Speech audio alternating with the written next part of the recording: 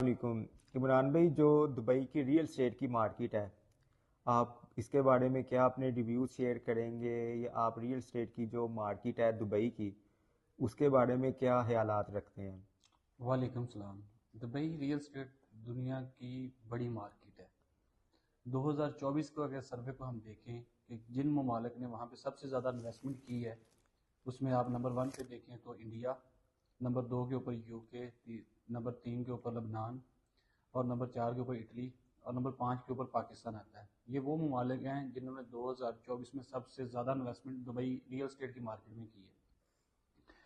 और खुशाइंदा बात वो ये है कि पाकिस्तान का सबसे बड़ा डेवलपर, एशिया का सबसे बड़ा डेवलपर मलिक रियाज साहब जो हैं, उन्होंने भी बीटीपी प्रॉपर्टी के नाम से दुबई रियल एस्टेट के अंदर अपने प्रोजेक्ट लॉन्च करने स्टार्ट कर दिए हैं।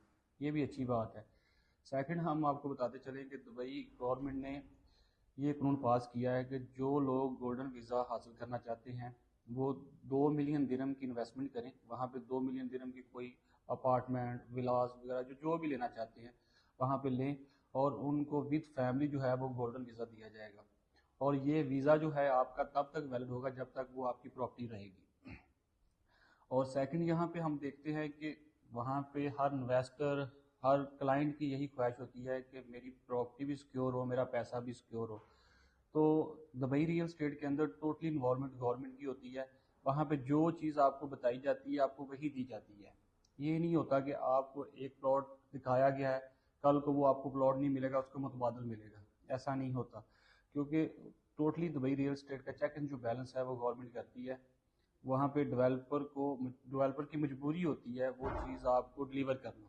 तो आपका पैसा भी सिक्योर है, आपकी इन्वेस्टमेंट वगैरह जो सिक्योर है।